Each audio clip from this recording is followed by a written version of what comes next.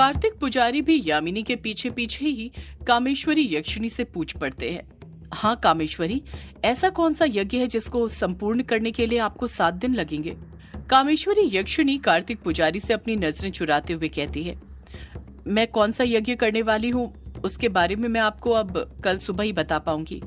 पुजारी जी, अभी वक्त बहुत कम है, मुझे बहुत सारी तैयारी करनी है, बात को समझने की कोशिश कीजिए। कार्तिक पुजारी के समझ नहीं आ रहा था कि क्यों कामेश्वरी यक्षिणी उन्हें यज्ञ के बारे में इस वक्त नहीं बताना चाहती थी, पर वो ये भी जानते थे कि कोई भी यज्ञ आसानी से नहीं होता है। यज्ञ को कुशलता पूर्वक संपन्न करने के लिए बहुत सारी तैयारियां करनी पड़ती हैं। इसलिए कार्तिक पुजारी कामेश्वरी यक्षिणी की बात मानते हुए कहते हैं, अगर आप ऐसा ही चाहती हैं कामेश्वरी, तो फिर यही सही, आप जाइए और यज्ञ की तैयारी कीजिए। अब आपसे सुबह ही मुलाकात होगी। जैसे ही कार्तिक पुजारी कामेश्वरी यक्षिणी से ये बात कहते हैं, कामेश्वरी यक्षिणी अगले ही पल कुटिया से बाहर जाने लग जाती है। वो यामिनी की तरफ देखती तक नहीं है। यामिनी भी कामेश्वरी यक्षिणी से कुछ नहीं पूछती है, पर उसके चेहरे के एक्सप्रेशन देखकर साफ लग रहा था कि वो कामेश्वरी यक्षिणी से कुछ बात करना चाहती है। पर कामेश्वरी यक्षिणी के वहां से जाने के कारण वो अपने मन की बात अपने अंदर ही मार लेती है। सिर्फ यामिनी ही नहीं, वहां पर बाकी सब जो मौजूद थे उनके मन में भी यही सवाल चल रहा था कि आखिर कामेश्वरी यक्षिणी कौन सा यज्ञ करने वाली है। इस तरफ लालखाल जंगल के पास काला साया अपने स्थान पर बैठा हुआ था, वही स्थान जहां से वो कालगढ़ बनाने वाला था। वो जमीन पर पालथी मारकर ध्यान में बैठा हुआ था। उसकी दोनों आंखें बंद थी। उसके ठीक सामने कायर और कछुआ खड़े हुए थे और उनके पीछे बाकी मुर्दों की सेना काला लबादा पहनकर खड़ी हुई थी। इस वक्त आसमान में वो सुनहरा द्वार नजर नहीं आ रहा था, क्योंकि अभी 12 बजने में काफी वक्त था और सुनहरा द्वार 12 बजे ही नजर आता था। अष्टमी की रात जब काला साया वापस आया था, तो उसके वापस आते ही कायर और कछुए ने काले साये को बता दिया था कि उनकी अभिमन्यु और डायना से झड़प हुई थी और उन दोनों ने पूरी कोशिश की थी कि वो उन्हें पकड़ ले, पर फिर भी नहीं पकड़ पाए थे। इस बात पर काले साये ने उन पर बहुत गुस्सा किया था। काला साया ध्यान में ही था कि तभी देखते ही देखते फर्श पर ट्रायंगल के अंदर जो आंख का निशान बना हुआ था, उसके अंदर की पुतली पीली रोशनी के साथ चमकने लग जाती है। ये देखकर कछुआ और कायर का ध्यान उस तरफ चले जाता है। इससे पहले उन्होंने उस आंख में से धुआं निकलते हुए तो देखा था, पर उस आंख की पुतली को कभी इस तरह पीली रोशनी में चमकते हुए नहीं देखा था, जिस कारण वो दोनों ही उस आंख की पुतली को देखकर दंग रह गए थे और एकटक नजर से उसे ही देखने लग गए थे। उनका ध्यान काले साये से हटकर फर्श पर बनी आंख की पुतली की तरफ चले गया था। कायर धीरे से बड़बड़ाते हुए कछुए से पूछता है, ये क्या हो रहा है कछुआ?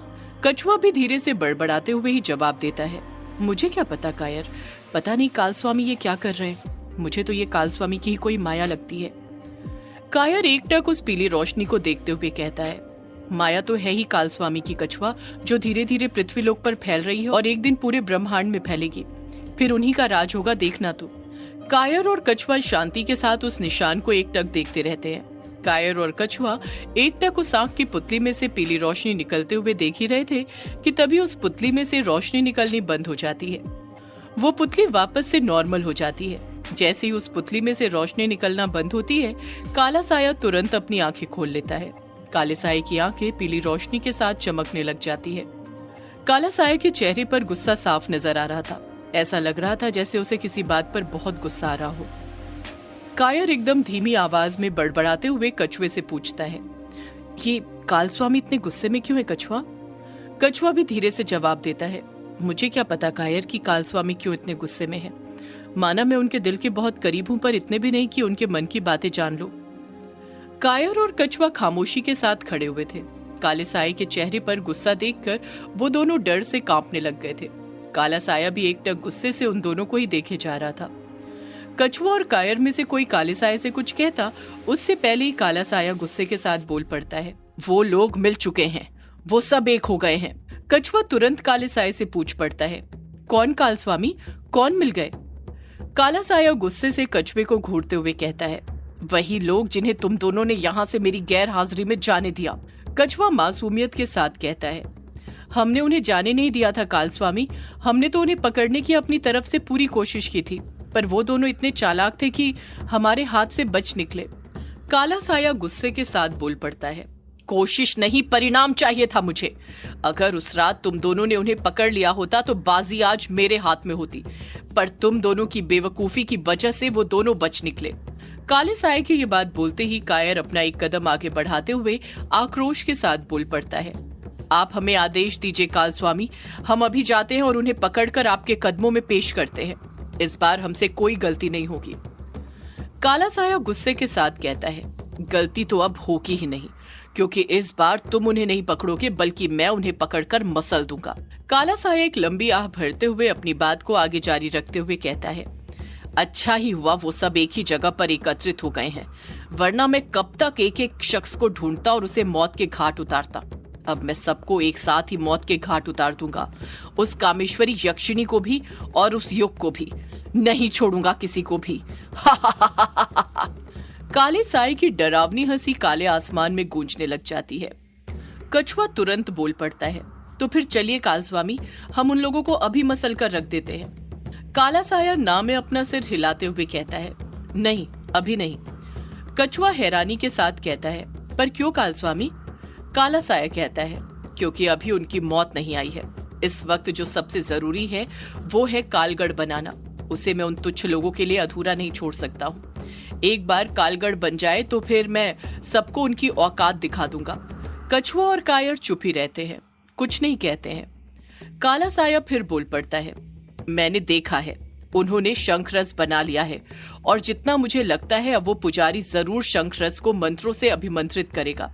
कायर हैरानी के साथ काले साये से पूछता है, काल स्वामी आप तो हमारे साथ यहीं पर थे, कहीं गए भी नहीं थे, फिर आपको ये बात कैसे पता कि उन्होंने शंखरस बना लिया है? काला साया चतुराई भरी मुस्कान के साथ कहता है, मैं यहीं पर मौजूद था तो क्या हुआ, पर मेरी नजरें हमेशा से उन पर जमी हुई हैं। मेरी एक नजर वहां पर भी है। मैं सुन भले ही कुछ नहीं पाता हूं पर देख सब कुछ पाता हूं। मुझे उनकी पल पल की खबर है, कौन क्या कर रहा है, कौन कैसे मेरे खिलाफ क्या साजिश रच रहा है, मुझे सब पता है। कछुआ और कायर चुप ही रहते हैं, खामोशी के साथ काले साये की सारी बातें सुनते रहते हैं। काला साया मुस्कुराते हुए कहता है, मैं तो खुद चाहता हूँ वो लोग तारा की बची हुई दैवीय शक्तियां जागृत करें। कछुआ हिम्मत करते हुए फिर काले साये से पूछ पड़ता है, पर आप ऐसा क्यों चाहते हैं काल स्वामी? काला साया कछुए के सवाल का जवाब देते हुए कहता है, ताकि जब तारा की बची हुई शक्तियां जागृत हो तो मैं उन शक्तियों को भी उससे छीन लूं। काले साये की डरावनी हंसी फिर आसमान में गुंजायमान हो जाती है। काले साये को मुस्कुराता हुआ देखकर कायर और कछुए का डर भी खत्म हो जाता है और वो दोनों भी धीरे धीरे मुस्कुराने लग जाते हैं। काला साया फिर बोल पड़ता है, तुम दोनों को पता है मैं पिछली बार तारा की पूरी दैवीय शक्तियां क्यों छीन नहीं पाया था? क्यों कुछ शक्तियां उसके शरीर में शेष रह गई थीं?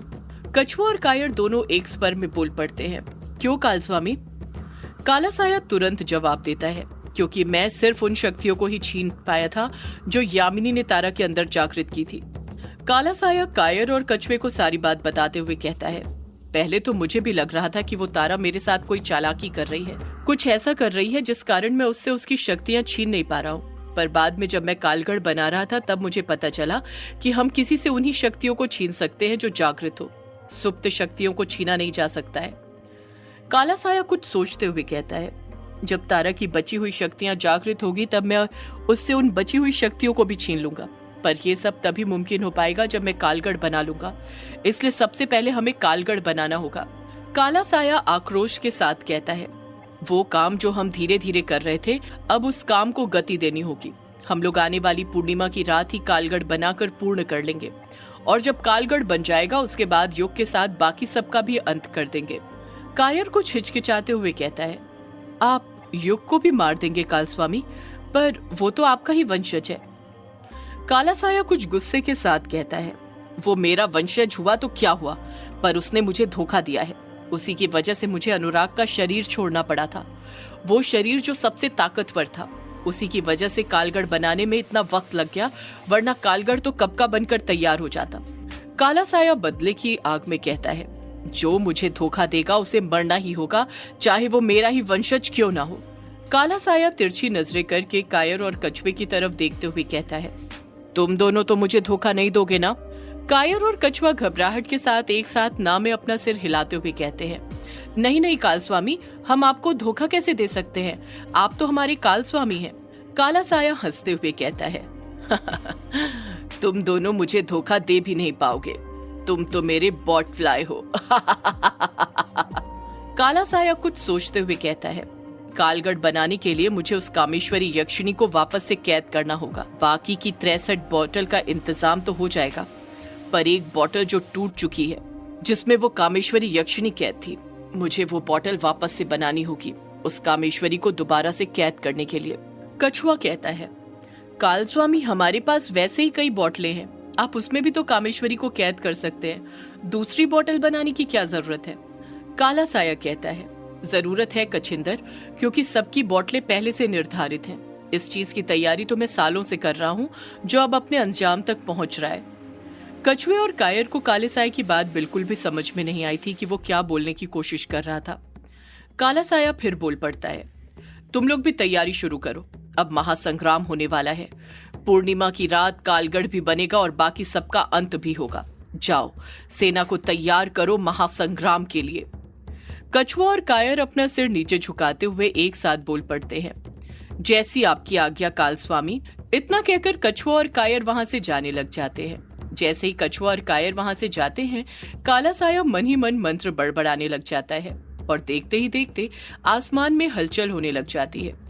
ढेर सारे काले बादल इकट्ठा होने लग जाते हैं, बादलों में गड़गड़ाहट होती है और उसी के साथ बिजलियां चमकने लग जाती हैं। काला साया फिर एक मंत्र पढ़ने लग जाता है। जैसे ही काला साया मंत्र पूरा पढ़ता है, जमीन पर एक एक करके बिजली गिरने लग जाती है, जिसे देखकर काला साया मुस्कुराने लग जाता है। भोर का वक्त खत्म होने वाला था। धीरे धीरे आसमान से काली घटाएं छटने लग गई थी और उसी के साथ आसमान में रोशनी फैलने लग गई थी, लेकिन सूर्य उदय अभी तक नहीं हुआ था। इस वक्त कामेश्वरी यक्षिणी मंदिर के अंदर थी और यज्ञ की तैयारी कर रही थी। मंदिर के गर्भगृह में जहां पर शिवलिंग स्थापित था, उसके आसपास ही कामेश्वरी यक्षिणी ने 6 हवन कुंड बना दिए थे और इस वक्त वो मन ही मन मंत्रों का जाप करते हुए 7वां हवन कुंड बना रही थी। उस 7वें हवन कुंड को देखकर ऐसा लग रहा था जैसे वो हवन कुंड भी पूरा बनकर तैयार होने वाला था। प्रत्येक हवन कुंड में 3 मेखलाएं थी। सबसे ऊपरी मेखला 4 अंगुल, बीच की मेखला 3 अंगुल, नीचे की मेखला 2 अंगुल थी। ऊपर की मेखला पर सफेद रंग था, बीच की मेखला पर लाल रंग और सबसे निचली मेखला पर काला रंग था। कामेश्वरी यक्षिणी मंत्र पढ़ते हुए उस 7वें हवन कुंड को भी पूरा कर ही रही थी कि तभी उसे किसी के कदमों की आहट सुनाई देती है। उस आहट को सुनकर कामेश्वरी इतना तो समझ जाती है कि किसी ने अभी अभी मंदिर के गर्भगृह में प्रवेश किया था, पर कामेश्वरी यक्षिणी रुकती नहीं है, मंत्र पढ़ती रहती है और हवन कुंड बनाती रहती है। एक लड़की की आवाज सुनाई देती है, माँ। यह आवाज सुनकर कामेश्वरी यक्षिणी समझ जाती है कि मंदिर के अंदर जिसने अभी अभी प्रवेश किया था वो कोई और नहीं बल्कि यामिनी थी। कामेश्वरी यक्षिणी फिर भी पलट कर नहीं देखती है, वो मंत्र पढ़ते हुए हवन कुंड ही तैयार करते रहती है। यामिनी फिर बोल पड़ती है, माँ सुनिए तो, मुझे आपसे कुछ बात करनी है। सदियों से है पुरानी ये है यक्षिणी की कहानी। यक्षिणी एक आग है, यक्षिणी तेरा ख्वाब है।